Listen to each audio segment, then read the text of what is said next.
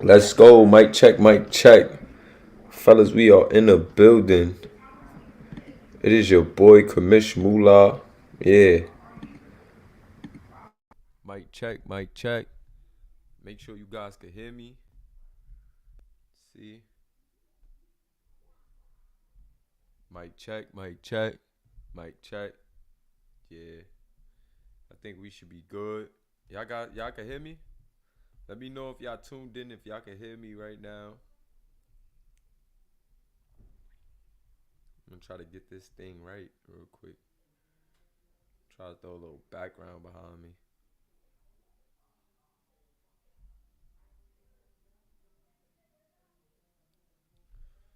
Throw a little background. What a blur. Here we go.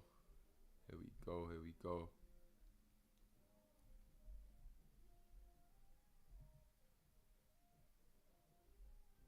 Hold up, it's good. Yeah, it's glitching me out. I'm gonna take that off. Not feeling the virtual background. Yeah, it's a lot smoother without the virtual background. So we gonna keep that out of there.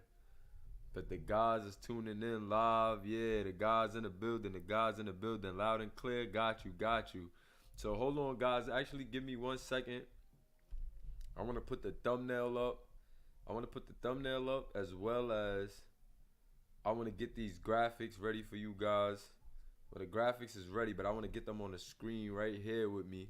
Because we're going to chop it up. We're going to build on what we got going on here so far. But just to start off, bro, let me get a hashtag Our League in the chat. Y'all know how we rock. Let me get a hashtag Our League in the chat, man. Appreciate you guys for tuning in, though. We're going to get the graphics ready. I had to get everything from Mari just now.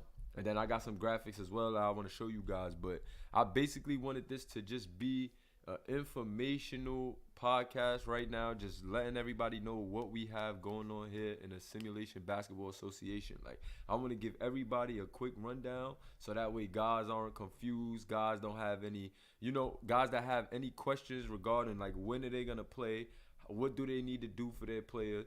We're gonna get that all squared away from you right now. We're gonna get that, we're fixing all of those issues right now. Well, it's not really issues, but I'm informing you about everything right now as we speak.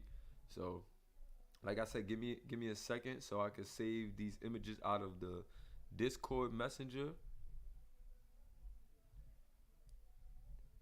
trying to save all of these. I do got reviews of all of the games up until this point. I'm gonna give y'all my top 5 prospects in the college series right now. You know what I'm saying? So y'all don't want to miss this right here. Y'all do not want to miss this right here. Because I put 8 o'clock, I wanted to just jump right into it. I didn't want to have you guys waiting any longer. So we gonna jump right into this right here. Soon as I finish saving these images, I'm gonna get them up on the screen and then we gonna chop it up. So God said that they can hear me loud and clear. I got the box scores. I mean, not the box scores, but I got the team stats for the last games as well. Like the full team stats. Because I do want to hear you guys' opinions or get a breakdown on what y'all think about what these teams are doing collectively. Like, we're going to get into some individual players. Because I told you, I have graphics for that as well. But I want to see what you guys' outlook is on these teams, y'all. Like, how do y'all feel about the team shaping up so far? Out of the 8 college teams, if y'all had an order based off play, not based off record, who are y'all top 8 teams? So if you in the chat right now, I need you to put your top 8 teams in order for me right now. Give me your top 8 teams in the comment section. I'm going to pull it up and we're going to talk through that right now. My guys is in here deep. I'm just seeing nothing but Our League. I love it, y'all. 14 viewers live. I need y'all to attack that like button, jump that like button. Y'all know how we do here. But I definitely need y'all that's in the chat right now to give y'all top 8 teams in order. Top 8 teams in order. And I'm gonna talk y'all through each list. I'm gonna bring y'all up just like this. You see how I got Ronnie's comment right here. When you do your top 8, I'm gonna put it up right here and we're gonna talk through it. I don't care if you being biased because it's your team. You could not be I want unbiased opinions and I want biased opinions because I really want to talk through this and see where you guys feel like everybody stands at in the league. Before y'all give me y'all top players, wait till I post my top players, and then we're gonna talk about the top players all together. You know what I'm saying? So, okay, so the first one here I got from Jamal Owens. My guy Jamal Owens. He says number 1 Kentucky, number 2 UVA, number 3 Miami, number 4 Oklahoma, number 5 Florida, 6 UNC, 7 Syracuse, and 8 Memphis. That's a good list right there. That's definitely a good list. That's a good list right there. Let me see some more of them lists coming in, but that's definitely a good list. Let me get these slides in the building real quick.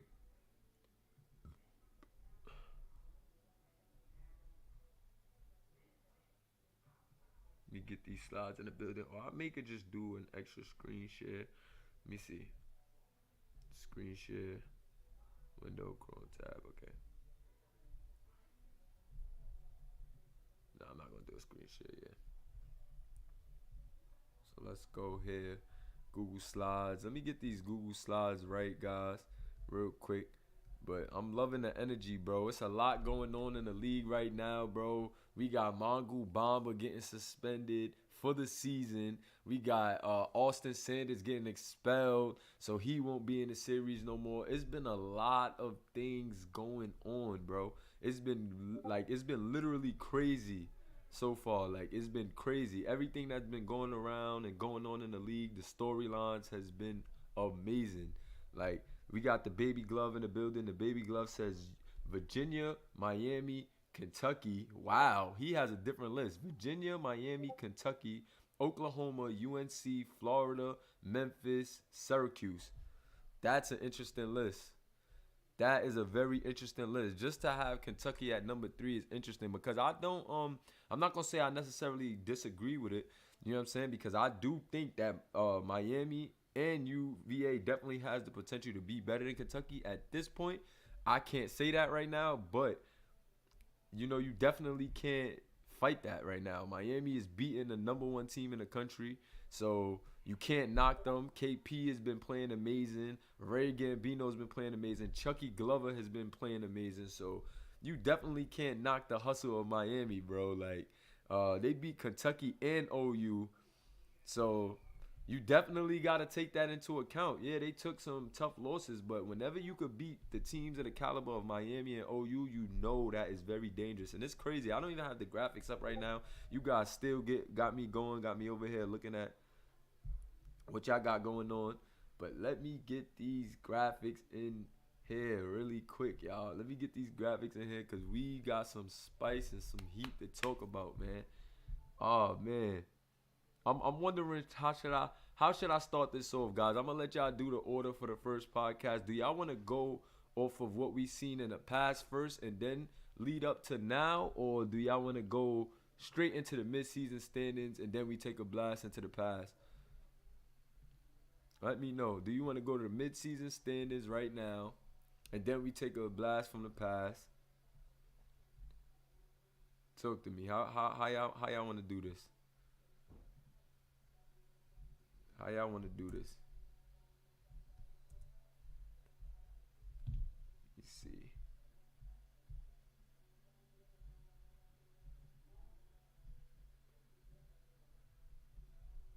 We got a lot of things to cover here. I want to get to all y'all questions and everything. Just let me get these images together, get them in one file, and then we're lit. We off to the races. So I know how we going to do this. I know exactly how we going to do this. We're going to do this. We're going to do the mid-season standings, right? Because you guys gave me y'all list already. So now I'm going to pull up the mid-season standings alongside y'all list. And then we're going to get right into the top 5 college prospects by me. This is my opinion, guys, so far. I'm not trying to sway you guys' opinion. You guys are supposed to believe in yourself. So if you don't agree with this, that's cool. You know what I'm saying? However, we're going to go through it this way. And we just going to see how you guys is rocking with it. I know you guys is about to be heated at what I got to say, but that's what make the league lit. You know what I'm saying? That's what get the competitive juices flowing. That's what get the trash talking coming in and things of that sort. So we're going to start off. I bet. Got that picture in right here. Ron Grayson went crazy in that game. All right, cool. Cool. Got it. Edit. Let me see. Insert another slide. New slide. Duplicate slide. Yeah. So here we go. Here we go.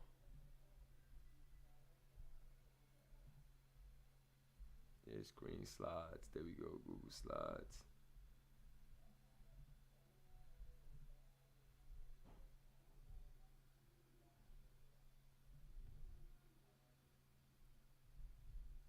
Wow. It's been a while, man, since I've been on StreamYard doing this podcasting and stuff. But boy, I'm telling y'all, we in the building, bro. Your boy is back. Your boy is back in full effect, and this time we taking over with the basketball league. The guys is in the chat lit, and we gonna start from the beginning. We gonna start from the very beginning. Here we go. So boom, mid-season standings to this point. Number one in the nation, we got Kentucky at 3-1. Number two in the nation, we have Virginia at 3-1 as well. Following them, we have OU. Hold on. That's actually, this is the conference order. I'm about to give you guys the official order because this is the conference order.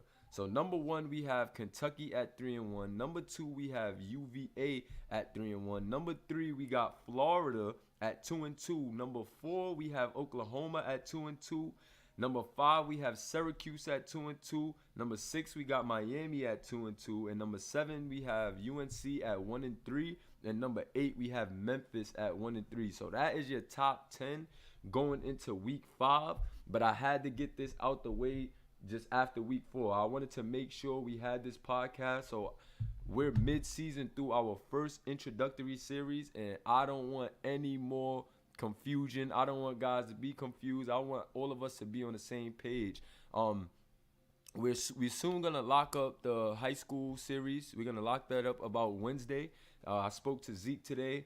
He spoke to guys in the front office chat, so he just said that he needs a little more help. I'm gonna help him with that. If anybody is looking to up their, role here in the SBA, get at me. Let me know. You must have a PlayStation and you must be able to either make graphics or follow a graphic format, meaning we'll give you a template and you can just run with the format just for the high school. The high school has a separate page, so you will be working a little bit closer with me and Zeke, just getting that page together. You know what I'm saying? So high school is going to have its own complete lane as far as the page goes. We're going to keep that just for high school.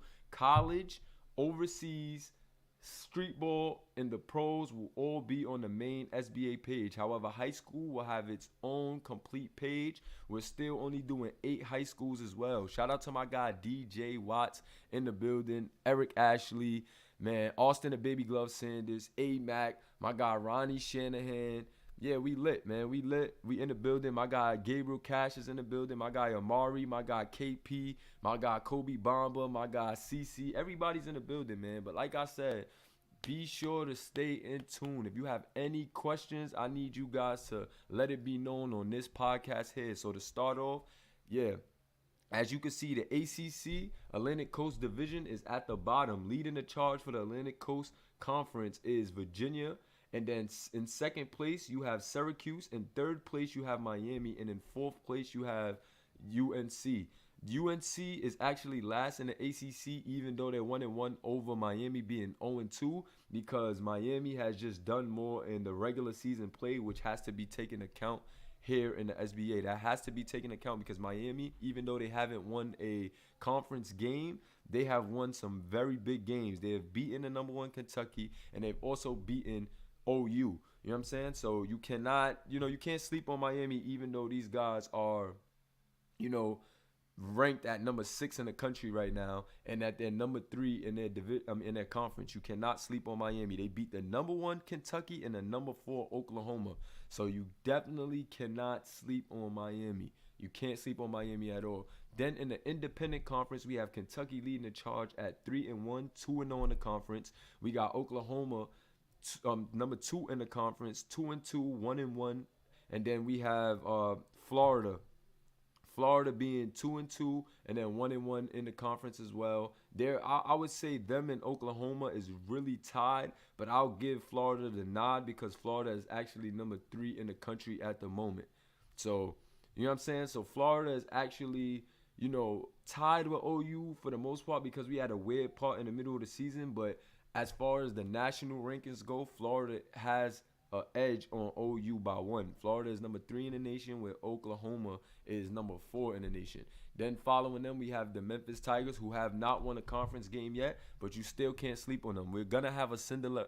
I have a feeling we're gonna have a Cinderella story here in the SBA playoffs, man. When it comes to the SBA college tournament, everybody's going to make the playoffs no matter what. All 8 teams will make the playoffs, and it'll be a one and done thing. So if Kentucky comes in at number 1, the way the standings look right now, and Memphis is at number 8, if Kentucky loses to Memphis in the first round, that is it. It is tournament style. They will be going home.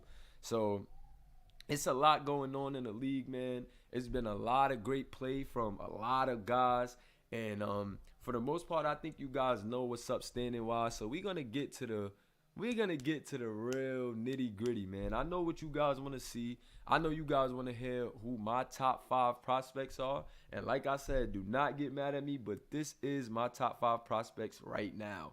As of right now, the commissioner's top 5 college prospects is Trayvon Grayson at number 1, the drip god.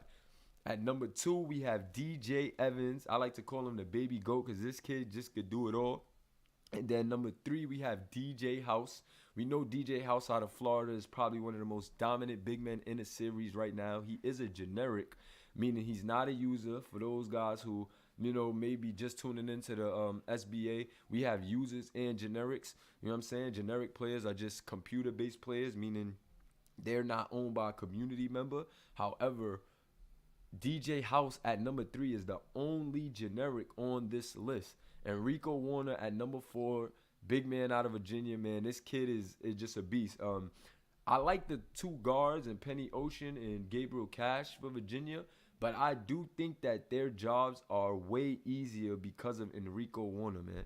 Enrico Warner is like a complete game changer. He can stretch the floor so much that it opens up things for Penny Ocean and Gabriel Cash. And then at number 5, I got to go with Kadavian Polk, man. Kadavian Polk is a monster. Like, this kid is crazy athletic.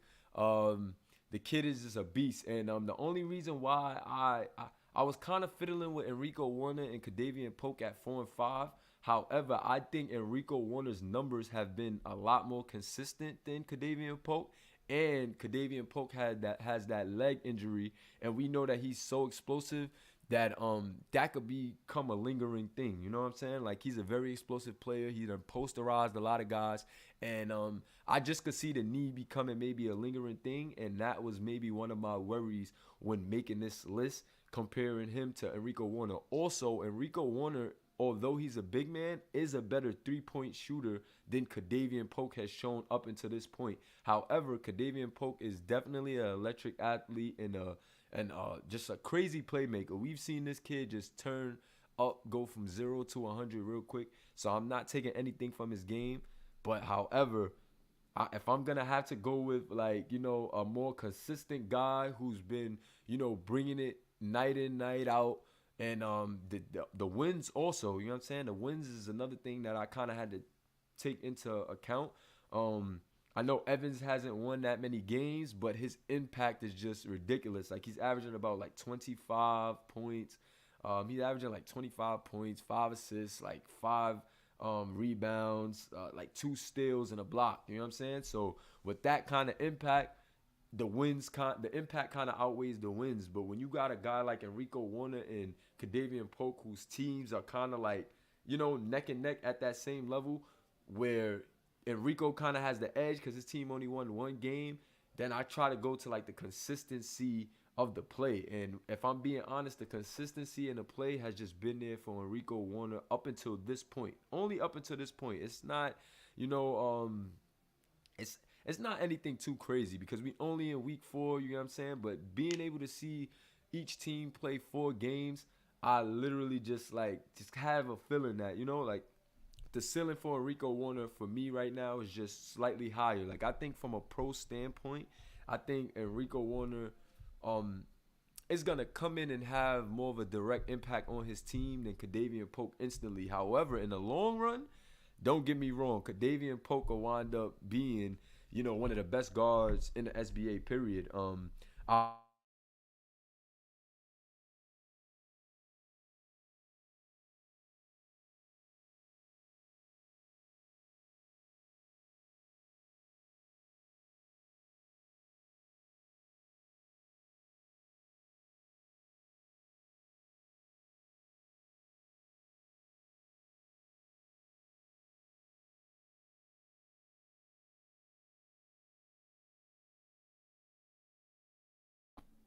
Yeah, do you guys hear me now?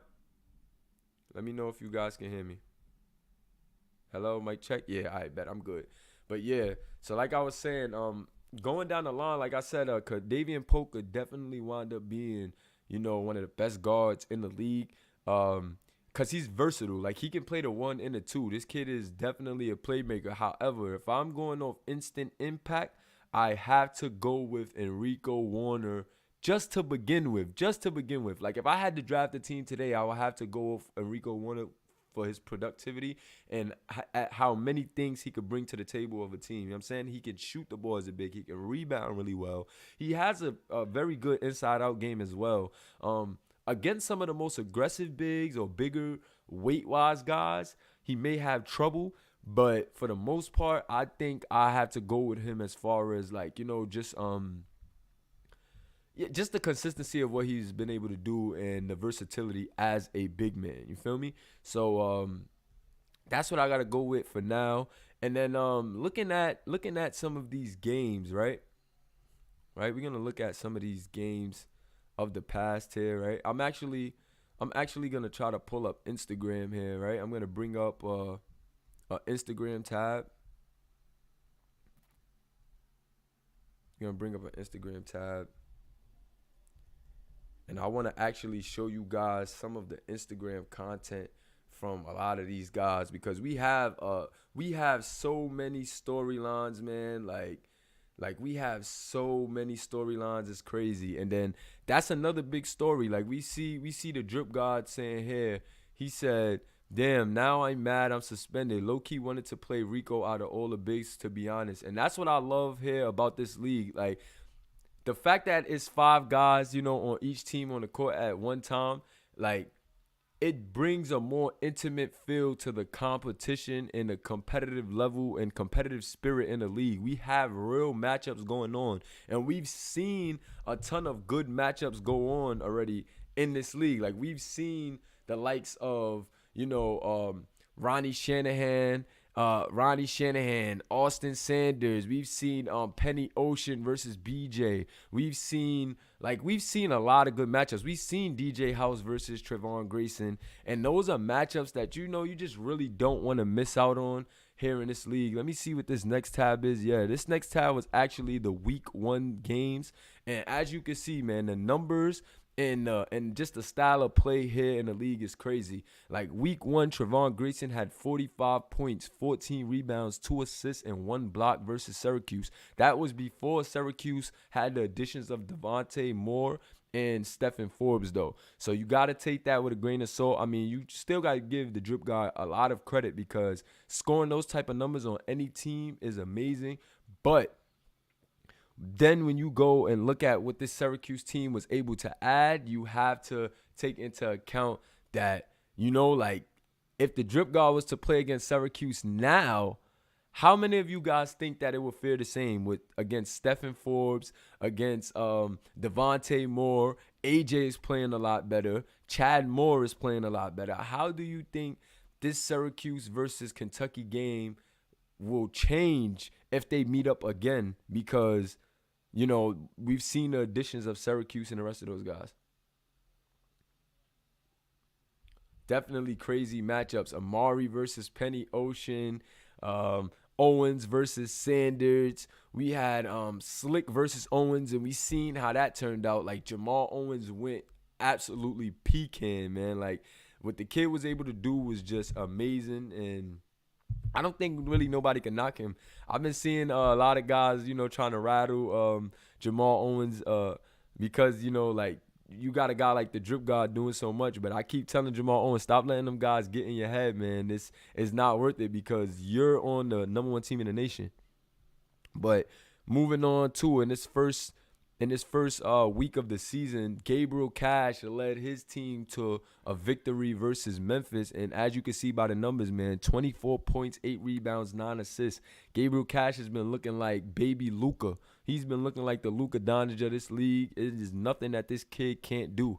Like, I've been liking what I've seen from this kid a lot. And I see guys saying they surprised that Forbes wasn't in my top 5.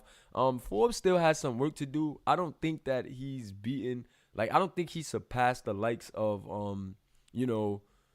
of DJ House yet, of Enrico Warner yet. Like, I'm not going to just jump out there and put him over those guys yet. He has played tremendous so far. Like, he's been playing amazing so far for Syracuse. But to say that he should be over those guys is just a little too much. You know what I'm saying? Like, you got a guy like DJ House scoring 19 points, 22 rebounds, 3 assists, and 1 block. Like, and we see him do this on a consistent basis. If I'm not mistaken, he just had 22 rebounds in his last game as well. So, I definitely don't want to put Forbes out there before, some of these guys that we've seen a little more play out of. Even though Forbes has, I believe Forbes has 2 to 3 games under his belt out of 4. But I'm still not willing to put him over those guys just yet. Not yet, He still has a lot of time in my eyes. And I just can't put him there yet. But still a lot of work to do. But back to my top 5, man. Back to my top 5. I have to go back to my top 5 because I want to hear you guys' top 5. Can you guys drop a list of your top 5 players? I want to stay on this topic for a little more before I get into you guys' questions and before I get into like the box scores of last week. Well, not the box scores of last week, but actually the before I get into what occurred last week as far as just like news and the team stats, I definitely want to see you guys' top 5s. My guy Ty the GOAT, my guy Tyon is in the building. Shout out to my guy Tyon, man. I've been loving what we created here as a community. Very competitive, energy, but very respectful. Like, I appreciate how respectful you guys are to each other in the chat. Like, it does get a bit chippy, but you guys have a lot of respect for each other, and it just makes my job easier, Like, I don't have to, feel like a police officer. I don't have to feel like, like I'm on top of you guys. Like, I think you guys do a really good job of, like, being there for one another and even, like, putting each other on to different things and getting the information out to each other so that way it's not only, like, like it's not only me saying, like, guys, this is this is that. I think you guys have really been doing a good job of holding it down, bro, for the league. So hats off to you guys, and that's why I keep pushing the mantra of #OurLeague because, like, you guys have been amazing, bro. Like, you guys have truly been amazing. So, Austin Sanders says, I got number 1 KP. Wow. He has KP as the best player in the league so far. Number 2, the drip god. Number 3, Jamal Owens. Okay. Number 4, Austin Sanders, and number 5, House, TJ House. Nah, you could put yourself in there. I'm not fighting that. I told you guys I want all you guys' takes, unbiased and biased as well. But that is fire though. It's fun to see what you guys think. You know what I'm saying, and not just always be on like a strict commissioner standpoint because. KP is an electric guy. Like, he's been, making highlights left and right. He's been very versatile at the 1 and 2 spot. So, I could see where there's an argument for that. However, the only thing that I'm going to disagree with this list is I don't know how you can have Deshaun Evans over Austin. I don't know how you can have Owens and Sanders. I could see where maybe you could put DJ House over Evans, but I don't know if you could go with Jamal Owens or Austin Sanders over DJ Evans because DJ Evans plays the same position as these guys, but if I'm being honest, I think he showed a little more of an upside at that position than these guys. And also, I'm gonna say, what stops you from putting Ronnie All-Star in there if you got Jamal Owens and yourself in there? So that's just a footnote for your list, Baby Glove. But we're gonna go to Mongu Bomber's list because I think this is funny. He says number 1 Mongu, number 2 Mongu, number 3 Mongu, number 4 Mongu, and number 5 Mongu. Wow. I'm gonna have to say number 1. Nope, I don't agree with you at number 1. Nope, I don't agree with you at number 2. Nope, I don't agree with you at number 3. And nope, I don't agree with you at number 4. And number 5, still don't agree. Still don't agree with you. But nah, that's a funny list there. Let me see what the Drip God is talking about. The Drip God says number 1, Trevon Grayson himself. That I had the same list. Number 2, Deshaun Evans. Same on my list. Number 3, DJ House. Number 4, Kadavian Polk. And number 5, Enrico Warner. So he just flipped Enrico Warner and Kadavian Polk. And you can't argue with that. You know, both of those guys, like I said, are very talented, doing great this season. And like I said, I just had to go give Enrico the edge for my list because of the consistency, no injuries, and his team is having slightly more success right now. So that's a great list there by the Drip God. Definitely can't, fight with that. Also, if any of you guys want to get a link and join me in this conversation right now, hit me in the Discord. Hit me in the Discord right now or leave a comment saying that you want to join, and I'll get you on here so we could talk live. This is our league, so why not have all of us on the cast? You know what I'm saying? Why not? Let's do it. Let's turn this party all the way up. Let me get somebody in here to debate with, and let's turn up. So, now we gonna go into EA's list. EA says number 1, Grayson, number 2, Evans, number 3, Polk, number 4, House, and number 5, Ronnie Shanahan, Ronnie All-Star. Man, that's another great list. That is another great list. I definitely, looking at this list as well, you can't go wrong with this list. You cannot go wrong with this list. Like, I think Enrico Warner and House could be interchangeable in many situations, right? I think also Ronnie All-Star, depending on what you're looking for as a team and as an organization, could definitely switch out a lot of these guys. You know what I'm saying? Because Ronnie is like a mid-range maestro, and he's a very efficient guy. Like he picks his spots very well in the sense that I think if you build a team around a guy like him, if you get guys that are scorers, he fits well because he picks his spots so well. You know what I'm saying? So you can have a guy that's ball dominant around Ronnie Shanahan, and he still is going to pick his spots very well. He defends very well, and he's just a very good all-around player. We see him matched up with Bryant Strada, who is a, complete scorer. He's a small guy, but he can shoot lights out. And look how Ronnie is just able to still pick his spots and dominate in games. So you definitely can't fight with this list here. I like this list a lot. I'm not going to lie. I like this list a lot. Now we're going to move on to Duke Spliff, a.k.a. Alvin Mack. He says Trevon, DJ, House, KP, and then Sanders. That's a good list as well. That's a good list. We know that Austin Sanders, a.k.a. the Baby Glove, has gotten expelled, so he will be moving on to the overseas series soon. But this is another list that you definitely can't fight as well because he showed tremendous ability. Like, don't get me wrong, this kid can score and this kid can defend at a very high level. I think he's one of the only guys that averages about 3 steals and 2 blocks as well at the small forward position. He's not the strongest guy, meaning you don't want to move him at the 4 unless you're looking for an offensive advantage. But the kid can definitely lock down anybody from that 1 to 3 spot with ease. And then he can score, just as much, if not more, than any guy that he's guarding. And he's another guy that does it in a Ronnie Shanahan efficient and simplistic way. Like, he's never doing too much dribbling or doing too much moves. He takes you to the post. He breaks you down methodically. And, that's a great list right there. That's definitely a great list right there. Let me see if we got any other lists. We got my guy Tyon's list. Let's see what Tyon's talking about. He says, I got Trayvon Grayson, DJ Evans, KP, House, and Penny Ocean. That's another good list as well. Penny Ocean, maybe interchangeable with a lot of guys. My only knock on Penny at times is the decision making. You know what I'm saying? Like, when I look at that Virginia team, I look at Gabriel Cash as being more so of the point guard of the team, the general of the team. Not that Not that Penny Ocean is not capable of doing it. However, he hasn't showed us that as much as, the likes of a G Cash has. You know what I'm saying? G Cash has literally came in, just spearheading this team, like leading this team as far as a playmaking standpoint, Penny Ocean is actually the leading scorer of Virginia, so you can't knock him for that. But like I said, although he's the leading scorer, I have to say that G Cash has been more of the playmaker. You know what I'm saying? He's been more of the the playmaking guy. He's been setting up teammates a lot better and things like that. So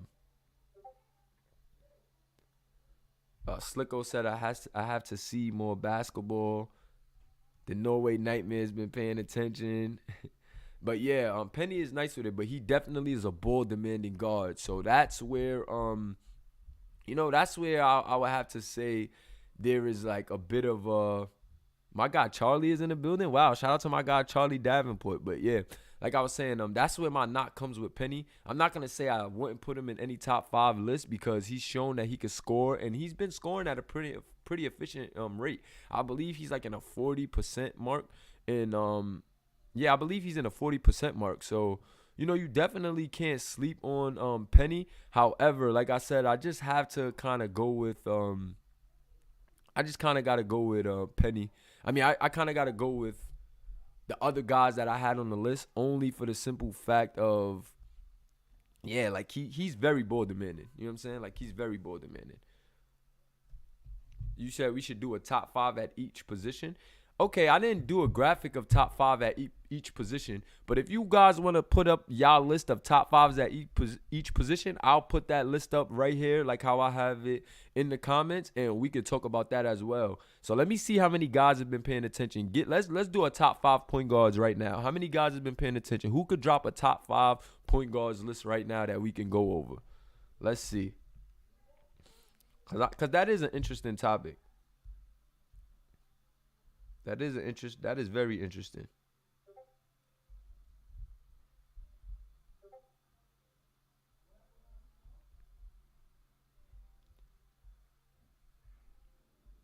That is very interesting. Let me see what's going on. Let me see the list here.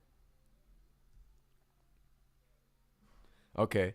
He said, I don't think it's enough games at the top 5 at each.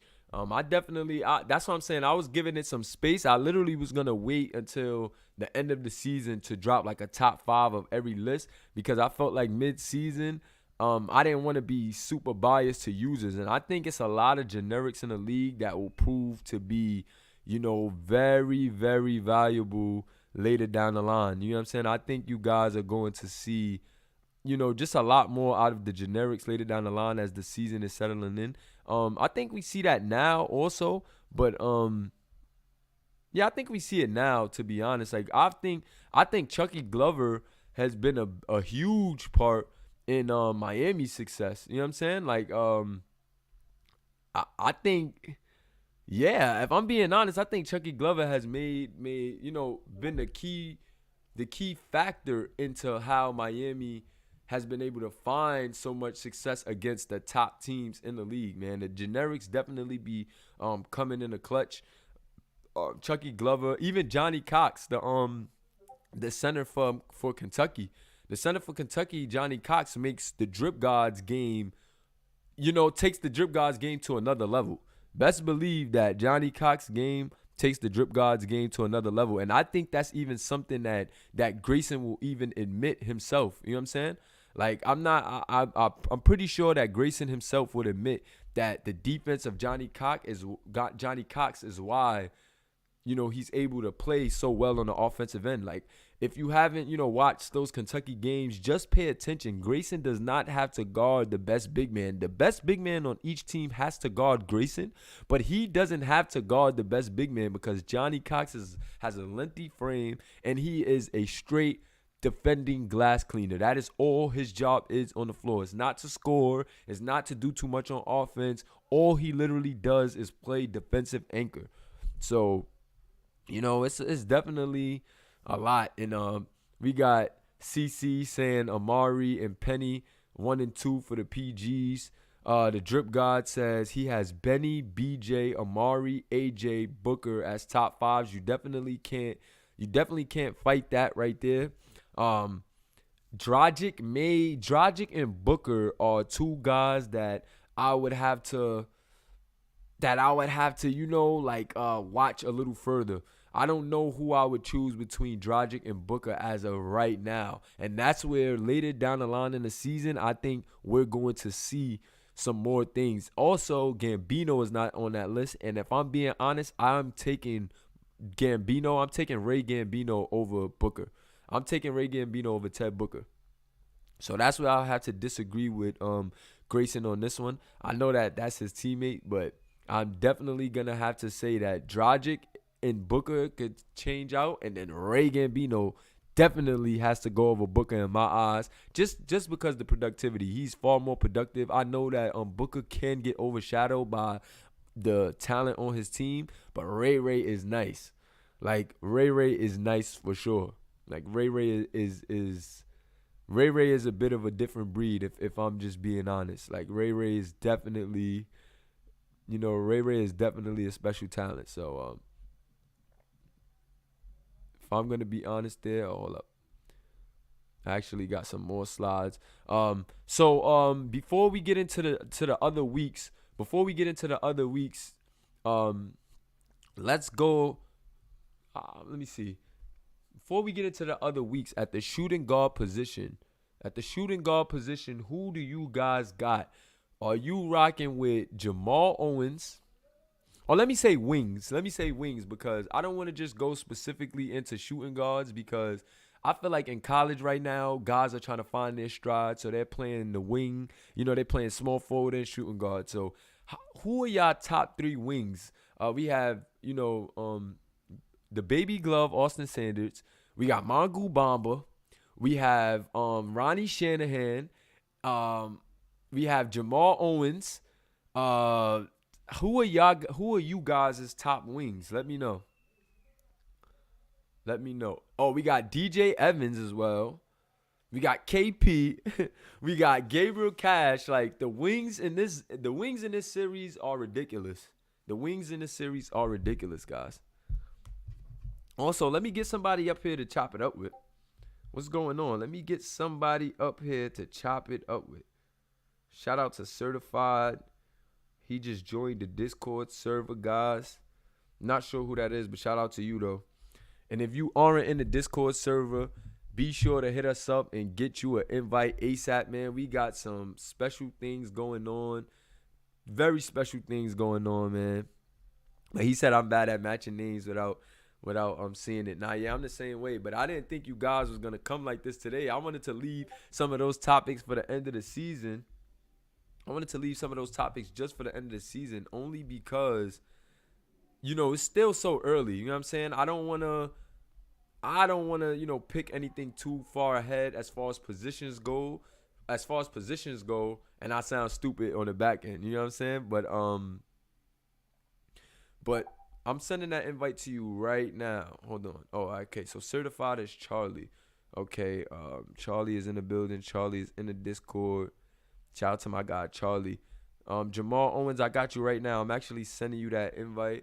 I'm just sending guys invites. Let me know how y'all feel and what's going on. Here we go. Send my guy CC an invite. Send my guy DJ Evans an invite. Let me see, Jamal Owens. Send me a message on Discord right now so that you could pop up on the list. I have so many messages, bro.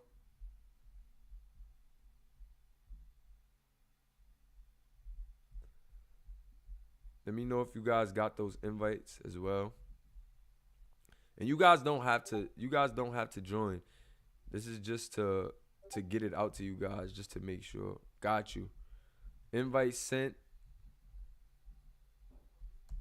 StreamYard invite sent to Jamal Owens. Me in the Discord as well. Here we go. My guy Charlie is in the building.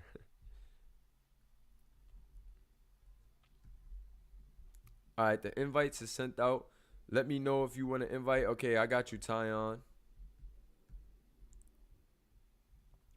I got you, Tyon. Let's see. About to send that invite right now. Tyon, you got to DM me too. Like, I have a lot of messages. Oh, I got the message from you, Tyon. And I'm going to give you guys a brief interview too. So if you come on, I'm going to give you a little interview.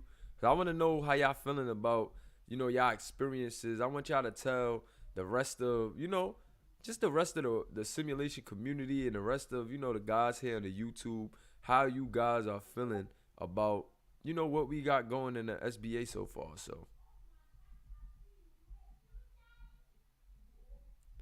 it's like they don't want my guy Tyon to join. I'm copying and pasting the link.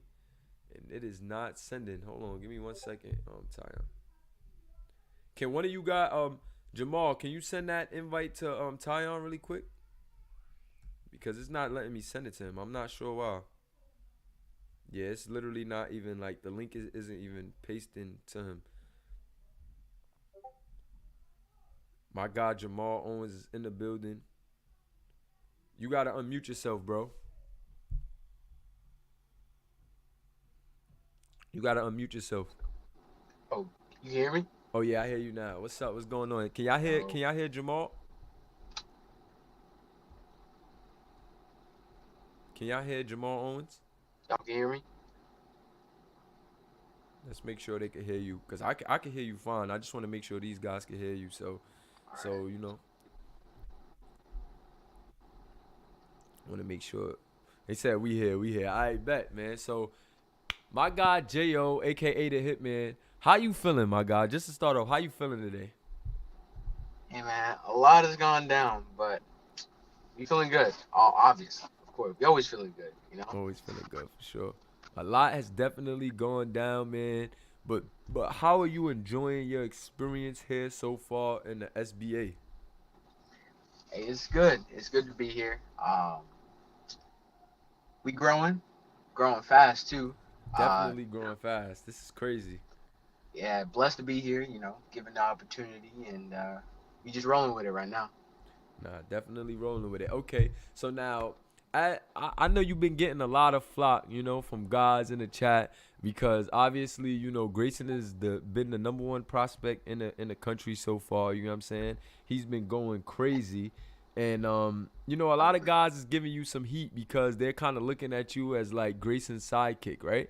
So how do you feel about that role? And how do you feel about that role? And where do you think is the next step for Jamal Owens, the Hitman on the next level or coming into this week? Let's not start on the next level or the combine yet. Let's just talk about this week. This week, you're going to be tested. You're playing against the number 2 team in the nation, and you're charged with the quest. Like, you can't write this script any better. This is like your first My Career quest, bro, here in the SBA. Like, you have to take on the 3-headed monster of Gabriel Cash, Penny Ocean, and Enrico Warner without the drip god. So what is your mindset going into this game? You know what I'm saying? What is your mindset going into this game, and what do you want to show the rest of the league and put on notice as far as the Hitman goes in this week's matchup versus the 3-headed monster?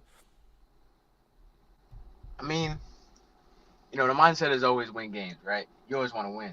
Do whatever you can to help your team win. I agree. Grayson is a huge part of our success. I mean, the guy dropped 45 his first game. Like, nobody's doing that, And he's putting up consistent numbers, great defensive anchor, really a leader for our team. We play off of him. He gives us that energy to keep going, keep fighting to the end. He's going to be missed, but that don't mean that, we just going to play lightly and change the way that, we play. Things. Definitely. So if I had to ask you, who do you see stepping up who do you see being able to step up and help you get this win? Because it's not going to be easy, bro. Like, you literally have to deal with Gabriel Cash, Penny Ocean, and Enrico Warner. And I enjoy your play style, and you've showed the ability to take over games. But if I'm being honest, I don't even think if you take over the way that you did against OU, I'm still not sure that is going to be enough to get you guys over the hump versus a team like Virginia. So if there's any players, based off how you seen them play and how you've played with them, who is it that you would think is gonna step up and fill that void for a guy like Drip Guy, even though nobody can replace that type of Yeah, productivity. of course, of course. Who can step up and really change the course of what's going on? So we in an interesting spot. We've never been underdogs before. And going into this week, with all the controversy around Grayson being suspended, it's safe to say we're underdogs. You look at the matchups, you look at how well Virginia's been playing, and you say, yeah, I got Virginia in this one. But obviously, I got to step up big time. Gonna have to do more than I did against OU. Um, but also we need some solid play from our guards. Obviously, they got the challenge of trying to guard Penny. That's not Yeah. an easy task. As we see, a lot of guards struggle with that. Um, we just gotta continue to force him to take bad shots. Just make it tough on him. Specifically, players like Newton and our boy Ted Booker. They definitely gonna have to step up big time. Um, Also, on the defensive end, we definitely got to be better, especially against Enrico. I mean, you see the graphic, number 4 Mm-hmm. on your list. That ain't, that's not something to overlook. Yeah. Um, our guy Cox is definitely gonna have to, keep doing what he's doing, um, on the defensive end. And I mean, I obviously got the tough task of The guarding G tough. Cash. Yes, Um, sir. but I mean, hey, we saw, these first 4 weeks, my defensive efforts have been there, forcing Ronnie, who's a great player, by the way. Uh, but we've seen Ronnie be consistent, but against me, he shot 30 shots, scored 30 30 points, shots. but Yeah. shot 30, No, shot 30 absolutely. shots. We saw Slick go 7 for 20 from three. That's not like these these numbers aren't just numbers. Mm-hmm. And I personally, I'm not with all the credit and everything. Like what you see is what you see, But a lot of people just overlook the fact that like I play defense, Yeah. and defense wins championships last time I checked. Nah, So definitely, definitely. but I mean, like we're not gonna hold our heads down. We're number one in the nation. I mean, I hope a lot of people saw our practice sesh. We Yeah, play nah, hard yeah. all the time. Those practice sessions was actually lit, man. Those practice sessions was definitely lit. And like you say, I play hard. And you alluded to guys like Johnny Cox having to step up and help you. Ted Booker, we spoke about him obviously being Yeah, one of the underrated point guards in this league as a generic. So exactly. another question: what is being that you can't guard everybody on the floor and you're guarded Right. with the task of guarding the actual playmaker? Like G Cash Yeah. has the ball in his hands most of the time. Most of the time he's setting up Penny, Ocean, and Enrico Warner. What strategies do you think you're gonna have to use going in to stop him from being, a playmaker? Because Yeah. it's one thing to stop a guy from scoring, but now it's a Yeah. different kind of task to stop a guy from getting other people involved and making other Right. people better. Right. Um. I mean, we just got to play as a team. The main thing that we've gotten out of this season so far is that when we play together, we can't be stopped. And we saw against Miami, unfortunately, we lost, but like we were down big, and we came back. We were right back in the game, but time just wasn't our friend. And along that road, it wasn't necessarily me and Grayson taking over. It was the other guys on the team making plays, making the right plays, helping out on defense. Forcing them to take bad shots, and we went on a big run. So as long as we have that team play, Hmm. I think we can't be stopped. No one can beat us. I mean, you saw what we did in the first 3 weeks of the season. We Absolutely. just played well, played together, fed the hot hand on offense. We all were hustling on defense. Um, Granted, we gave some tough looks against OU specifically. They were killing us from three, but I mean, we just fight through the screens. We play together. You know, we hold ourselves accountable. You know, and we take it possession by possession. I think we got this one. You know, And and I'm gonna bring your teammate in here to assist you and actually talk some more about this big time matchup coming up, man.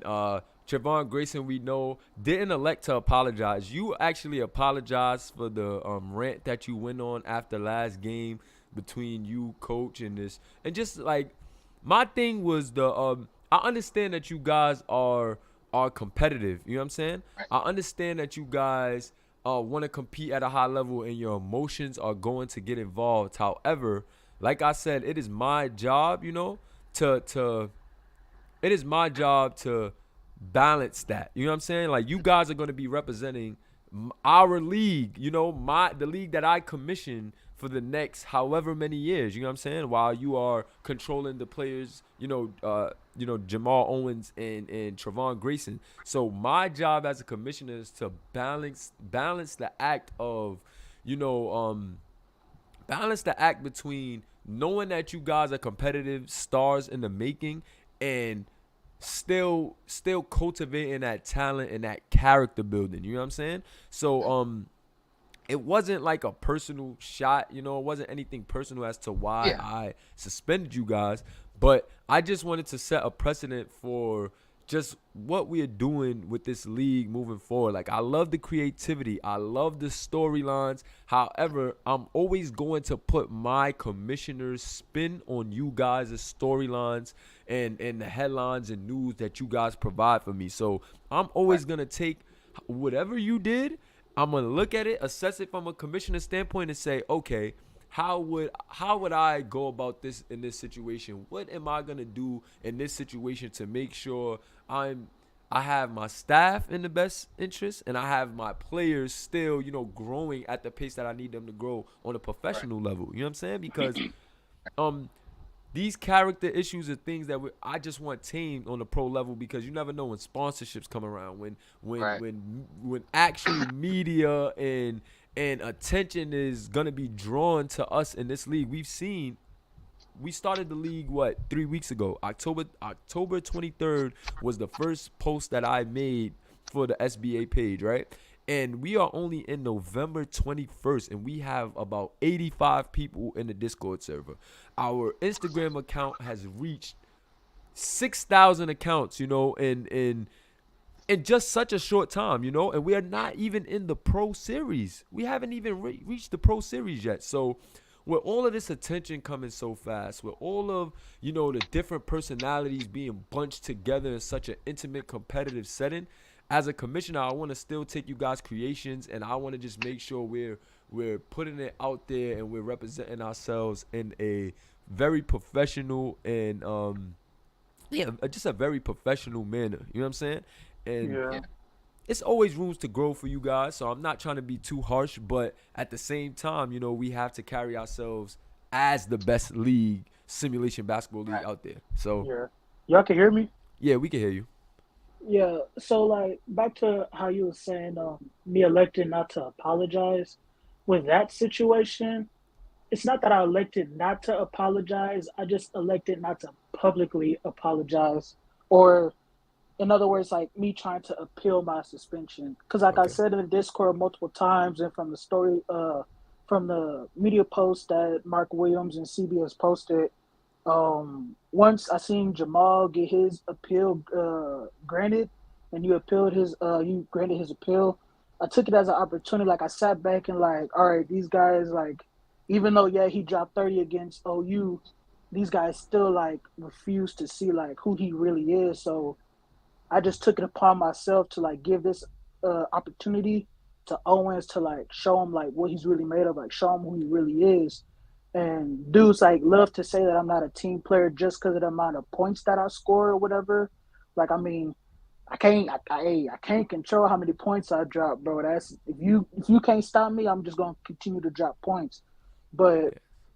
people like Jamal said earlier, people they let me being like the main star and the main scorer of Kentucky, they let that blind them from what Owens is capable of.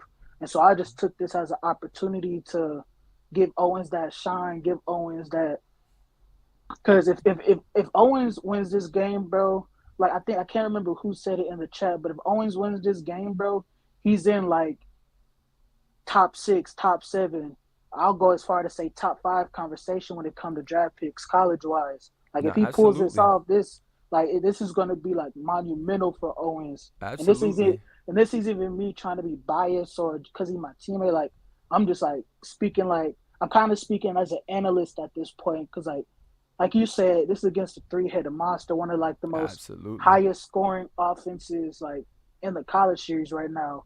So if Owens can pull this off, like man, the absolutely. possibilities is endless for that dude, bro. Absolutely. And I know you guys see this on the screen. Is everybody seeing this clearly? Because I can't whenever I put this at full screen to show, just the news, I'm not gonna be able to see what's going on screen or in the comments. I'm actually gonna get in the YouTube chat myself so I can watch and see everything as well. But as you can see right here, this is Mark Williamson, the analyst, who's also Trayvon Grayson, the drip guy. You know what I'm saying? And he said when asked why he chose not to appeal the suspension, UK star Trayvon Grayson basically just said what he said here in this interview. And this is what, this league is about. You know what I'm saying? Like, I want to always channel the creativity of you guys and continue to push this type of content here in the Simulation Basketball Association. I said this was gonna be an informational podcast, and I think right now, what we're doing here is very special and very it's groundbreaking. It's innovative. It is new. Like we've all loved simulation for this reason. However, a lot of leagues I feel like has halted their own growth because they do not bring this aspect to to the simulation Most definitely. community. Ain't nothing like this been done before, bro. Like It, I'll die on that hill. Like we're the first to do like storylines like this, the media posts like this. Like we're most definitely the first to do something like this, bro. exactly. And that's just the energy that I just really want to, carry over. And I appreciate you even as a teammate, like giving me that take, and saying like, yo, I just think that it was a groundbreaking opportunity for my guy to really like, take his storyline to the next level. And even though this is simulation and we can't control certain factors, this is the things that we can control here in our creative community that actually builds a real life trail. You know what I'm saying? Like, looking back in the future, we're going to remember this moment because it's going to be a pivotal moment in the career of Jamal Owens. You know what I'm saying? We've seen the drip god perform at a high level. We've seen the drip god, what the drip god is capable of. But now, when you take a step back and you take the humble card, you know what I'm saying, and you put on for your teammate, that's a different bag. You know what I'm saying? Like, that's literally, hold on, let me get Jamal back in here. That is literally, just like that's commendable. That's definitely something that you have to commend, just out of you. You could have been selfish. You could have, just kept all the shine for yourself. But you said, you know what? This is my guy. This is, I believe in him. And I'm going to take responsibility for my actions. And I'm going to, let my guy have this opportunity to flourish. And you got to love that, man. This is what I think is going to separate us from a league standpoint. You know what I'm saying? And if you guys have if you guys have anything that you want to say, to add on to this, to give your spill about, then feel free. But I definitely, commend you guys for what you put together at Kentucky so far.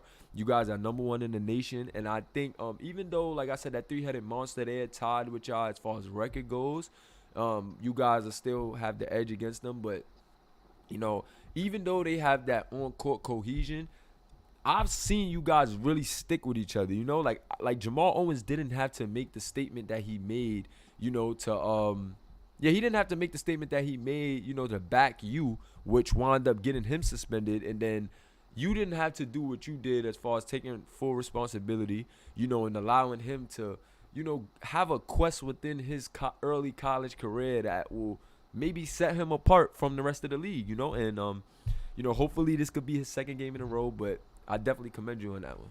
Most definitely, bro. Because I told you can ask Owens, bro. I told him when he made that statement after I made mine. I was like, bro, what are you doing, bro? Like, I But was like, what are Hey, you doing, bro? But like you said, bro, that's like the brotherhood that me and him are building at Kentucky, bro. Like, I plan on keeping that like for as many years as we go with this league, bro. And so, like you said, like he didn't have to make his statement, bro. He could have just let me be the only one suspended or me the only one with consequences. But like he told me in the DMs, bro. Like if one of us go down, bro, like we all gonna go down. yeah, We gonna go down as a team. And so I mean, and I just really I had to repay that. I had to repay that to him, bro, because he didn't have to do that. absolutely, and that's what I yeah, like, and I love that, bro. I honestly love that. Like, I love that for you guys. I love that y'all building that camaraderie because another thing is I think that we're a while away from having college coaches because we have such a short series, and I like keeping each series short and intimate because I feel like it just brings more immersion to what we have here. You know what I'm saying? I like that the roles are, shorter, shorter season type of vibe, so we could get a lot right, more work done.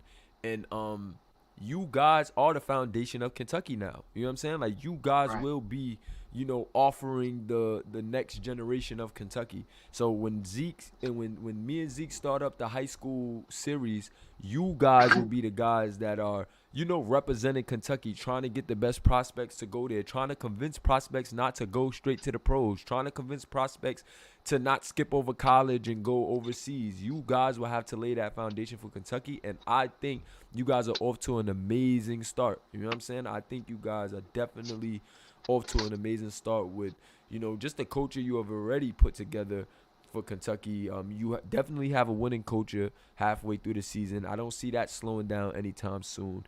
And yeah, I just have to commend you guys for, laying that true foundation for, the Wildcats. So, appreciate that. Um, Appreciate it. you yeah, know, I mean, in terms of in terms of the whole suspension thing, like as soon as I saw Grayson on the court, just being angry at coach and things like that, and it's like you said, we competitors, so we feed off each other, and when one of our teammates are upset, we all upset. When one of our teammates is flourishing, we all flourish, and that's the kind of foundation we build, and so I just felt like wrong place, wrong time.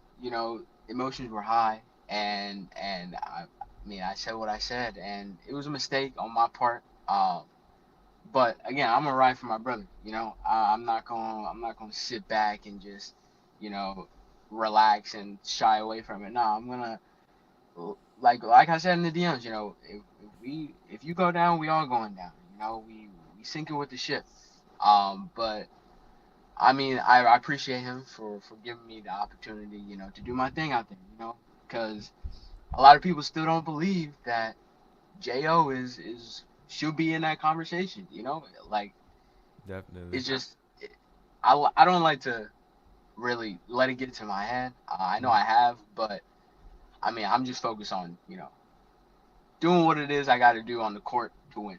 And Absolutely. if I gotta drop 12 points, if I gotta drop 40 points, as long as we win, it don't really matter to me. And like I said, I mean, yeah, the three-headed monster is gonna be a tough task. It's gonna be the hardest task so far of the year.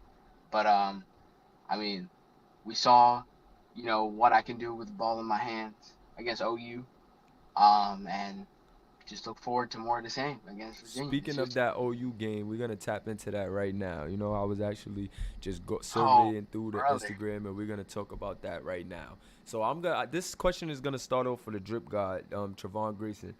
How do you feel? And I think this would be a cool way to do the college series podcast. Maybe if I could get some of you guys to represent y'all teams and come on and talk on behalf of y'all teams. I think that'll be an easier way to introduce, we talk a lot in the Discord, but I think this will be a better way to introduce, the outside fans and the outside people that's gonna tune into the league on where we're at in the league. If I could get, some more guys from different teams to come on the podcast, it doesn't have to be this one. We're not gonna cram everything into one. But if I could get you guys to come on here, represent your team, and talk about the key moments that has happened during, the season, I think that'll be fun and entertaining to watch. So this was a huge moment for you, but I'm gonna start this question off asking the drip god. How did it feel? 2 games in a row you've kind of taken over to this point, Trevon. You were player of the game back to back times. We didn't go over the week 2 matchup, but we're going straight into this week 3 right here. The first 2 games you went off. First game 45. I think the second game you had about 34 and another double double. How did it feel coming into this game versus OU, which was a highly anticipated matchup because they were 1-1 to this point and y'all were 2-0. So it was a very, both of y'all in the independent conference. They were 1 game behind you guys. How did it feel to see Jamal Owens take over that game and make it just way easier for you guys? Like, he had a younger guy in Johnny Slick on him who forwent his senior year in high school and just joined the college series, And how did it feel to see your teammate Jamal Owens just come into that game and take over? Nah, man, it was honestly, it was just a proud moment for me. Um, like I said in the Discord, like our game plan coming into this game, like you said, he had a smaller guy on him and Johnny Slick. Not discrediting Johnny for anything, because Johnny he's like, I think he is the top scorer for OU, and he's like shown like even though he's young and he's small, like he has he has like a lot of heart in him, and he can score the ball easily when needed. And so this game, like us going into this game, like we knew, even though like yeah he's small, we were going to target him like one way or the other. If it was him switching on to me or him switching on to a bigger guy, or just us feeding Owens the ball and letting Owens bully him. I mean, I hate to say that, but I mean, look at the stats. Look at, if you watch the game, you seen what he did. Absolutely. No, it was just a proud moment, man. Like I said, Owens showed like how it looks when the ball is in his hands, and like I said, like yeah, this was 1 game, and people just kind of like overshadow it. And even though Slick scored, I think Slick had 30 or something like that. And what I tell people is like, yeah, Slick had 30, but like if you look at the stats, look at what took him to get to 30. He shot 7 Absolutely. for 20 from the 3. Like that's unheard of, bro. Like Absolutely. once we get to that 7 to 15 from the 3, bro, like me personally as a coach, I'm taking you all like, all right, you gotta chill out, bro. Absolutely. Like it took, like yeah, like I said, Slick, he's a great player, but you can't sleep on Owens' defense, and a lot of people sleep on that. Just like, even though this ain't got nothing to do with the game, like with Ronnie had 30 when we played them, but Ronnie took about 30, 30 40 shots. shots Yeah, to he get did. there. Yeah, he took like Yeah. 30, 40 shots to get there. And I see that's a reoccurring trend with Jamal Owens that like I'm glad that you said that a lot of people kind of sleep on.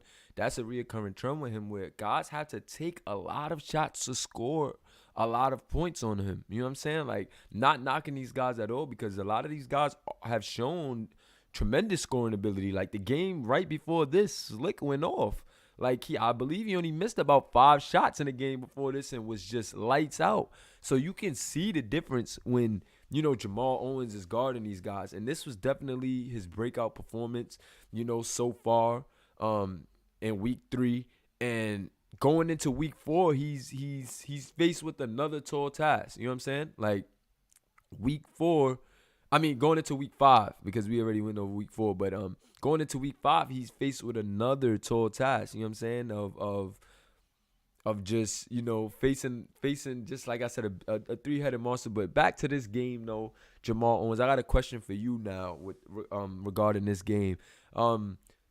Did you know what was the difference?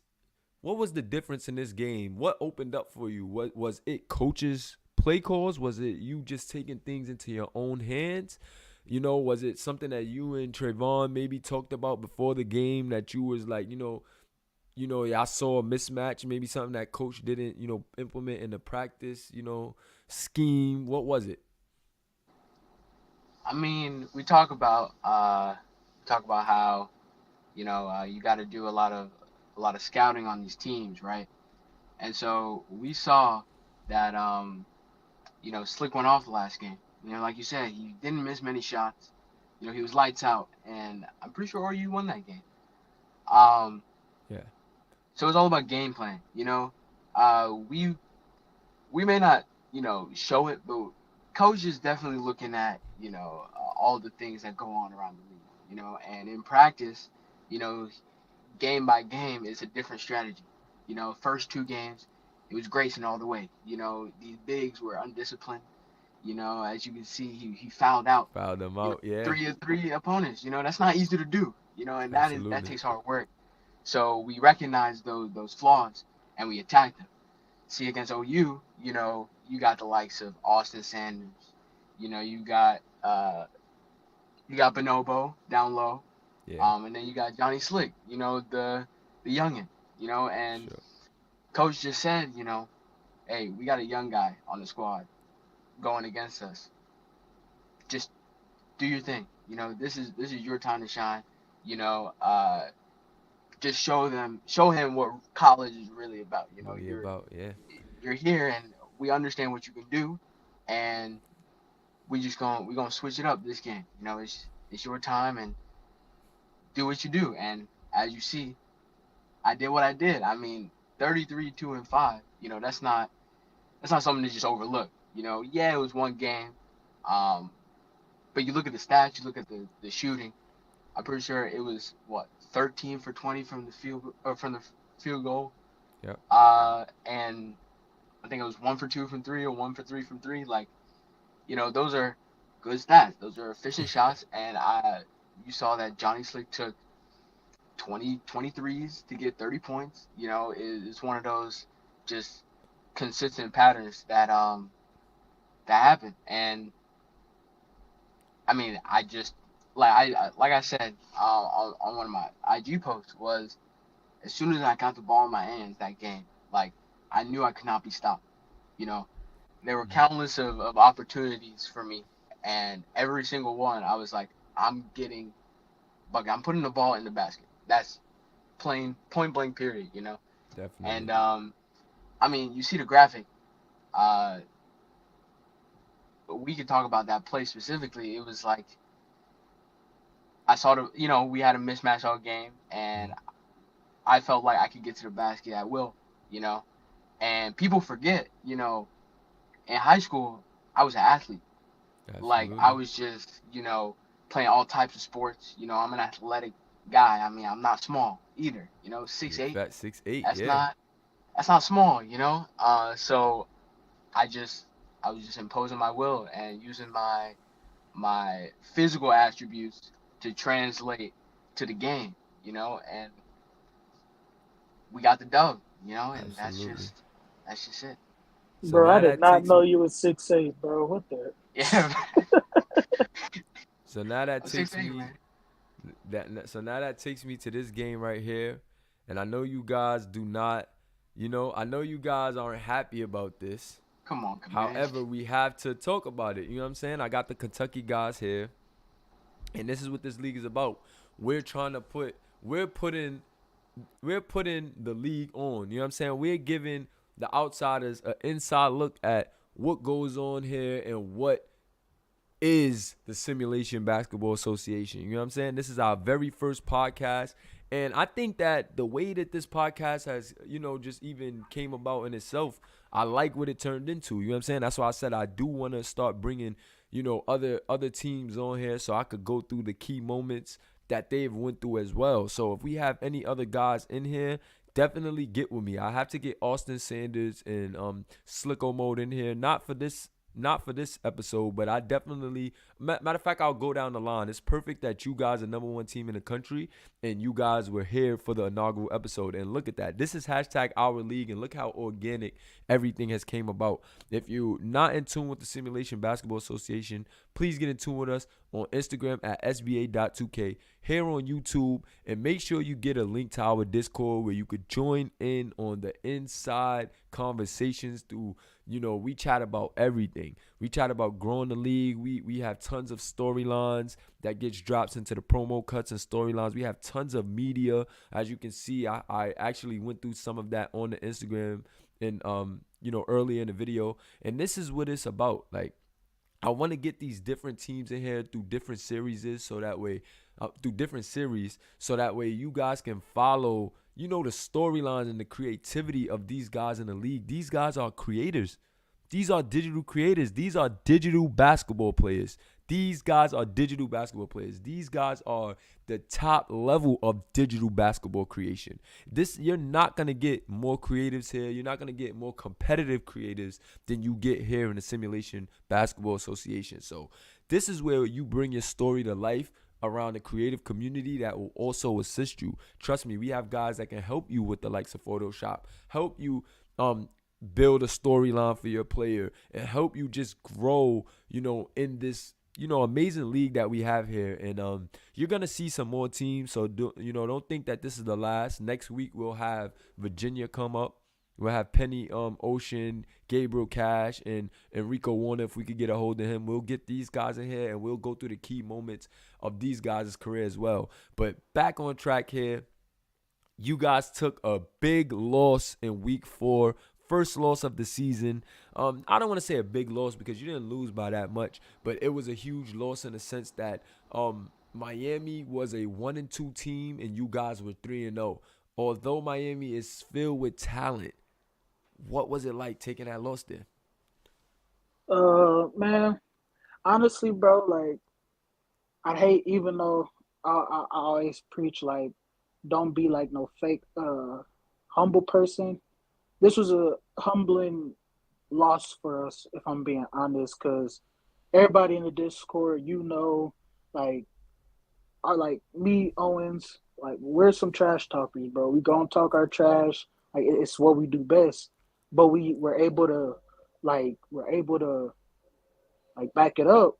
And so this game was just a humbling experience for us. Like, Miami, of all the teams we played so far, like, Miami was the only team that was able to, like, I don't want to say shut me down because I still ended up dropping 29, but it just wasn't enough. Like, when the points counted for us, they just crashed on me. And even me dishing out the ball, like, their defense was just immaculate this game, if I'm being honest. And it just took a lot. It made us take a second look at how we play and how we just take this game. Like, we don't want to take it for granted. And so, like I said, it's just a humbling loss for us. And it won't be happening again, though. It won't be happening again. So how did you feel about this loss from you, Jamal? Like, what was this loss like for you? And what was it that you think that Miami did differently from the other teams that was able to, get them over the hump against you guys? I mean, like Grayson said, they were like every team, brings doubles and sometimes even triple teams to Grayson. But the thing that Miami did differently was their help defense got right back out on our open guys. Like, usually, Grayson draws a double, he kick it out. We have open shots. Granted, we may not make all of them, but we got those open looks. But like this time, everyone was everywhere. Their defense really stepped up, and we definitely came into the game. I would say a little bit overconfident. Obviously, you always want to have confidence, but we definitely overlooked them a little bit. I mean, you see Chucky Glover having 17, 19, 3 steals, 1 block. He was balling out there. And so they finally figured out a formula, how to stop us. Mm-hmm. And we just, like Richard said, when our buckets came, it was too little too late. I mean, we were down almost, 20 in that game? I mean, Sir. To give us credit, we will fight to the end, and to think that we were almost down 20 and we only lost by, 7 points? Yeah. Like, that just shows how much we fight, Absolutely. right to the very end. But Miami definitely did shut us down that game, but changes will be made. Like Grace just said, we don't plan to have this kind of conversation every week. Like it's Nothing. going It's gonna things are get going to better. change. Yeah, nah, this was actually a good game. Shout out to my guy Alvin Mack, and I was just getting into the guys, just saying to the guys briefly, Alvin Mack, that I want to do the podcast like this, moving forward. Like I actually want to tap in with different teams and let them, give a little bit more of an inside scoop on, their storyline as a team and how it came together, especially in our introductory series. You know what I'm saying? Like we're in our first season of SBA, and these are just our introductory series. So if this was a book of the SBA season 1, then we're only in the introduction. This college series is just the introduction. So this is how I am introducing you guys to every player that will be a part of the Simulation Basketball Association. Yes, Chucky Glover right there, the guy who won player of the game and helped beat the undefeated Kentucky, is a generic. So all of the generics, all of the users from every series will be the foundation of our league. So, I never want to confuse you guys. You will never see NBA players, here. You will never see a random player pop out of the air. All of these guys will always be accounted for and have a storyline and a basin. You know what I'm saying? Every year we're going to create the same guys over and over onto the next file, and we're going to rock out with just the foundation of our league. We have high school, college, overseas / street ball, and a pro series. So before you get to the pro series, you would have to have played in an introductory series, or you just won't be in the pro series. That's not how we're doing it here. And this is episode 1. What is the Simulation Basketball Association? And I am here with the Kentucky Wildcats. Once again, they just took a tough loss in week 4. We got through some of the key moments that they've already faced in the league. We got through even some media moments that they've had with Trevon Grayson and Jamal Owens showing some frustration with their coach, after this loss.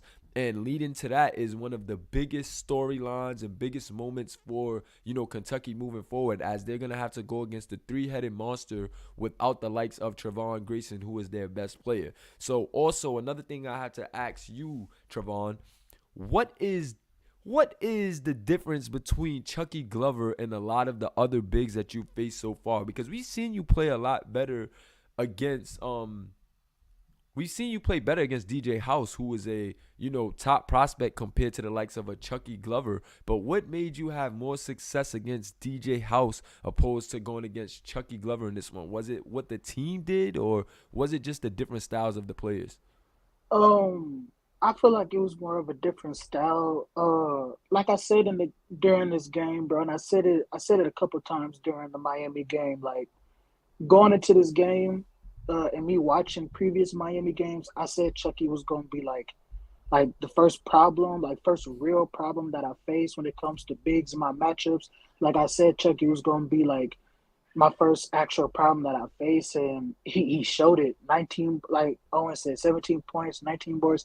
Even though I dropped more points, yeah, but if you look at the impact of the game, bro, like Chucky was all over me, like pause, but he was just, I don't know, he was just like his deep when it comes to DJ's big, yeah, but he uses his weight. That's what I took an advantage in fouling him out. Absolutely.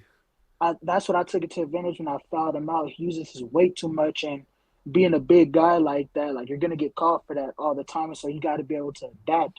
And with Chucky, I think I'm actually taller than Chucky, but Chucky he was able to use his like you said, his length and His length and just the agility. heart, yeah, and his Facts and his agility, his will. speed. Like Chucky, I feel like that's the only, besides maybe Brandon Whiteley, Chucky, he's like the only other big in my position that like can keep up with me, to be honest. Absolutely. From a And so speed that was, standpoint, definitely. yeah.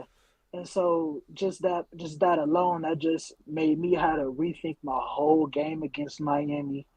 Yeah, you And look like, oh frustrated a lot. Like even though you yeah, did man. have good stats, like you still got your numbers, your usual numbers. However, you did look frustrated in points of the game where you're usually so comfortable just laying guys and just doing, what you do best. So I definitely seen the uncomfortability out there, and Yeah, and how like can you I adjust? Yeah, go ahead.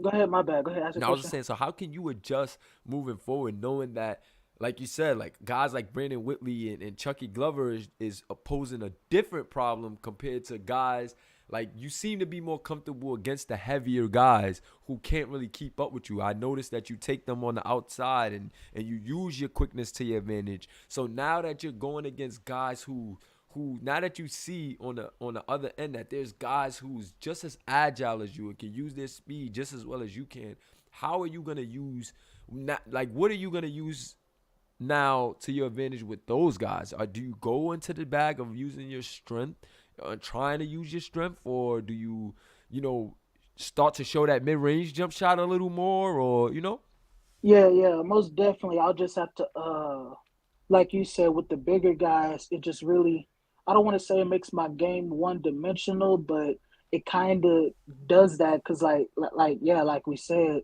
I'm just faster than a lot of the big guys, so I can easily just hit them with a 1-2 cross, and then I'm already at the rim, and they 5 steps behind me. But with Chucky and Brandon, they're able to keep up with me, and so me, I'm just gonna have to adjust in a way of either using that speed against them, maybe a hezzy little step back, little some in the bag, or just like you said, just utilize my midi, or just use my strength. Because a lot of the majority of the big guys in my position, like they may weigh more than me, but my strength towers over there, so absolutely. I'm able to put them in the post, back them down, hit them with a little shimmy, and then like you said, use that midi to my advantage. And so playing guys that's able to match my agility, my speed, is just something I might have to practice more for, go more into my bag when it comes to guys like that. Absolutely. So great answers there, man. And I don't want to harp on you guys too much about the loss, because you guys are still, a terrific team, the best in the nation still up until this point, even with the loss. But if there's oh, I have another cool question. Side note: now that Deshaun Evans is actually here, this was actually supposed to be you guys' teammate. However, we do know about the freak injury to his foot that was the reason why Kentucky pulled his scholarship. Um, Seeing how he's responded to being injured and seeing his play, at North Carolina right now, do you guys think that your staff and organization at Kentucky regrets, pulling that offer? Do you guys think you would have been even more unstoppable team with him? Let me know your thoughts on that. Or do you still respect the shit in them letting him go? And do you think that, it'll still pay off in the long run for you? I mean, I guess I'll take this one. I mean, it sucks. Yeah, you see what DJ Evan does for UNC. They may be 1-3 right now, but I'm telling you, man, those UNC games are always nitty gritty. They're Absolutely. never easy. And that's led by DJ Evans being, like he says, being able to play the 1 through 4. That man does everything on the court. And so I wouldn't say we were, well, I don't have influence, but I'd say that just the coaching staff and everything, we see what he does. We're happy for him. Recovering from that foot injury. Um, Obviously, you make decisions, in the moment. It's not like you could foresee what's going to happen in the future. Will we be unstoppable with him? Of course. I mean, two of the top 5 prospects on the same squad, and then you got me who does a little bit of everything. Can take over the game whenever it need be. I mean, I'd say we'd be unstoppable. But I'm just happy for him. I hope he recovers, obviously. But off the court, it's all love from us. But on the court, it don't matter who you are. You You gotta are get up. it. You are up. Yeah, You Yeah. are up. For you are sure. up. For Yeah, sure. and, That's the energy we Gotta love, get that. man. That's the yeah, and the Yeah. competitive piggy off, energy we love. yeah, and the piggy off what Owen said. Evans, like I said, a part of me and Evans' storyline, like me, Evans, and Ash, like we were all on the same AAU team. So our relationship is, I don't want to say deeper, but our relationship is more personal with each other. And so when I found out Evans his scholarship got pulled, it was I don't want to say devastating, but it was a kind of like a why moment. Like, why not have him under medical for his freshman year and work with him or whatever instead of just straight up pulling him? And like you said, I honestly feel like he's not the coach. Obviously, ain't gonna show that he regrets not keeping the scholarship for Evans, but deep down, I know he has some type of feeling of regret for not keeping that scholarship for Evans, and now we're seeing what he's doing at UNC. Like Owen said, even though UNC 1-3, like just look at the numbers Evans is putting up. Like Absolutely. consistency wise, like Consistently, yeah. it's not like he's just putting up one big game and then 2 games he's quiet and then the next game he big again. Nah, he's putting up consistent numbers, and so seeing that, like, yeah, I feel like deep down our coach does have a little regret when it comes to taking that scholarship away. But Evans know when we see each other week 7, like, hey, we friends off the court, but on the court I'm gonna have to bully him, man. It's Nah, on site. absolutely. It's on site. On site for real. Absolutely, absolutely, man. But I think as far as right now, we spoke about the upcoming game against the three-headed monster. We spoke about all of the key moments as far as Kentucky, as far as Kentucky goes into this college series so far, and still with a whole half of the season left. I guess we can close with this final question here. What It is your series to lose.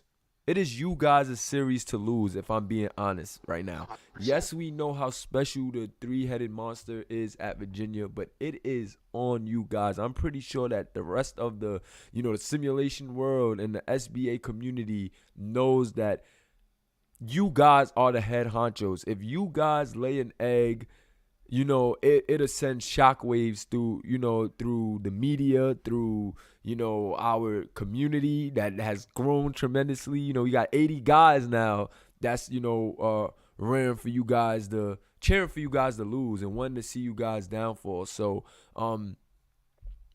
knowing that you guys, knowing that it's you guys' series to lose, what is your mindset to kind of try to maintain that level-headedness going into, the real final stretch of the season? And this is what we'll close out the podcast with. Yeah, I mean, we set the precedent from week 1.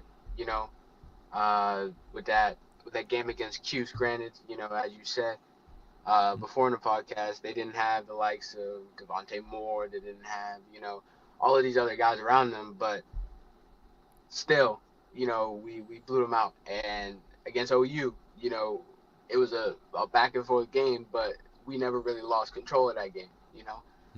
So people see us, and obviously, as the top dogs, people are always going to be on you, looking for you. You have that chip on your shoulder, and I think, being in that position is an experience, because, you can't really have those off nights without it coming back to haunt you. Like, people are going to be on you for having those bad games. Like against Miami, once we lost, everyone was like, yeah, Kentucky, I agree. Like you said, it's our series to lose. Like, but me and Grayson, I'm sure Grayson could attest to this too. We like being in this spot. We're built for this. Yep. And it's not something new to us. Absolutely. Like we said, we'll always say we're competitors. You saw our practice sessions. Like, that's how it is every single day. Absolutely.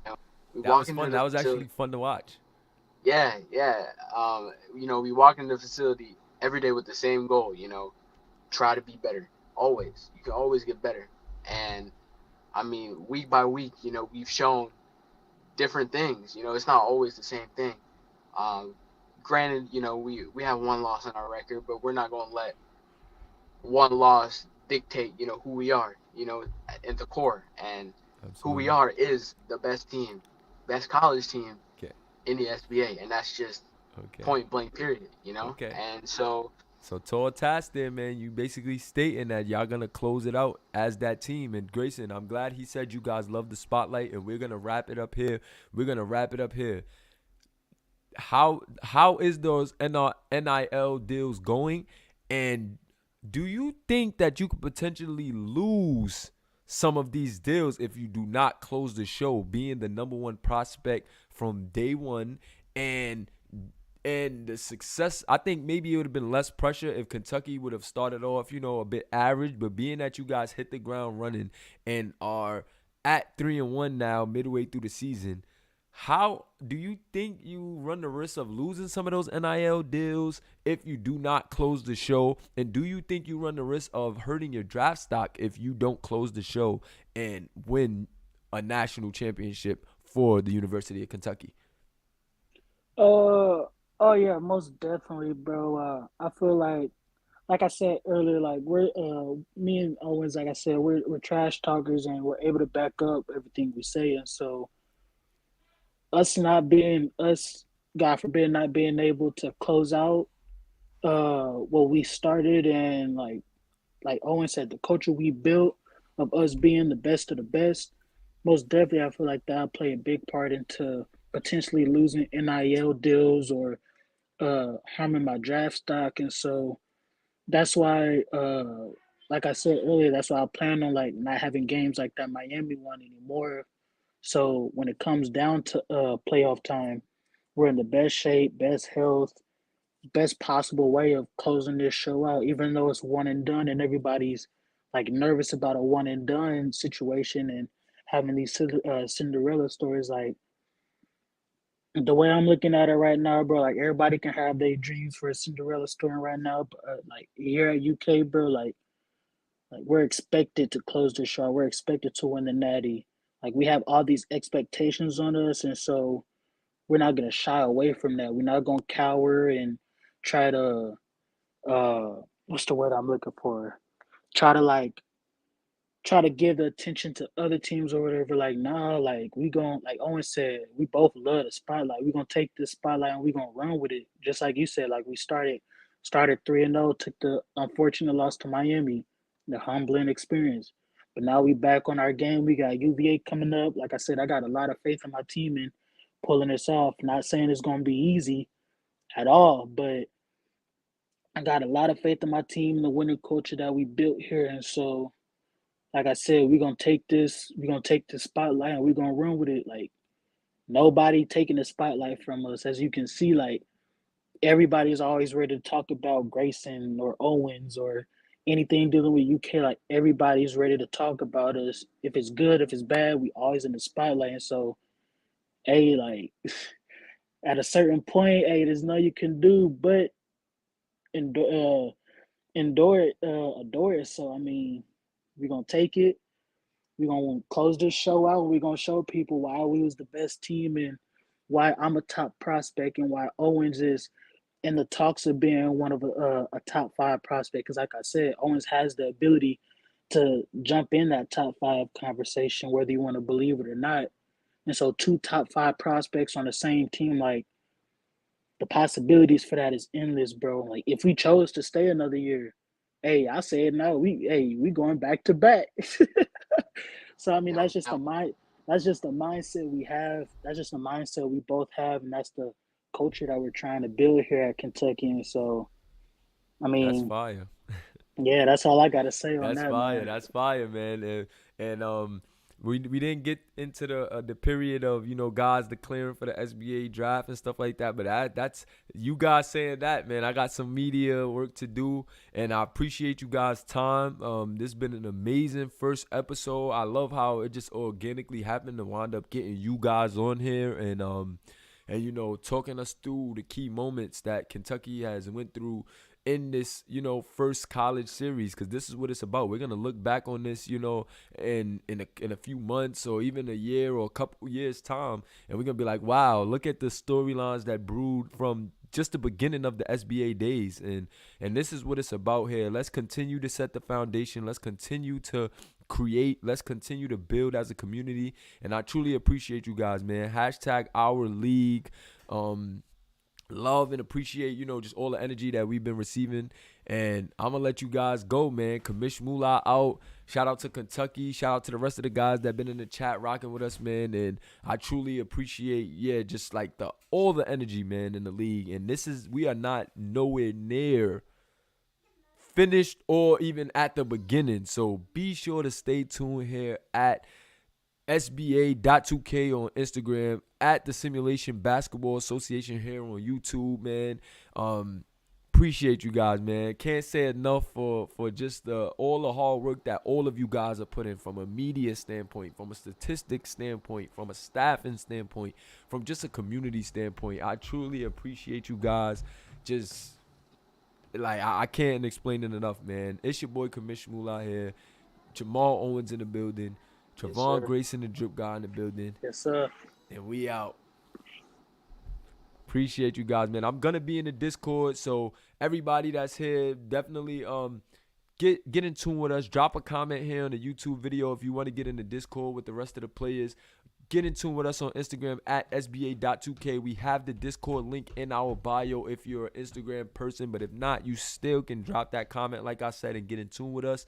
Appreciate you guys for tuning in. This is just the very first podcast. We are going to go into some deeper topics as far as, attribute caps and things of that nature.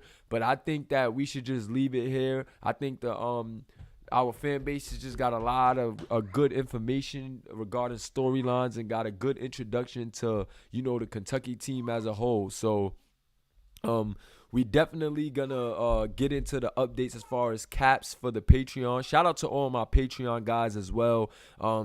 Thank you for believing in us. Thank you for helping and assisting in the growth of the league, because we do have a staff. We do have people making graphics. We do have people taking their time out to stream games and call games. And I just want to, thank you guys from the bottom of my heart for supporting us there on Patreon. If you want to, get in tune with that as well, be sure to get in the Discord if you're just a fan on the outside. And appreciate you guys, man. It's Kamish Moolah, man. I'm out of here. Like I said, we're still going to get to those caps. And we're still going to get to those cap for the attributes, but I'll maybe release like a pre-recorded video on that, or I'll get in the VC with you guys and actually drop a graphic with all of the statistical caps and showing you guys what you could progress and what you can't progress in the season. So don't want to put too much information. We're about to be at an hour and 50 minutes. Don't want to run too long, because I want guys to really digest what we have going on here early. This is only episode 1. Better things and more things to come. Better graphics, better commentary, more players, more storylines, man. The growth is just endless here in the Simulation Basketball Association. So appreciate you guys. It's your boy Commissioner Mullah once again. Peace.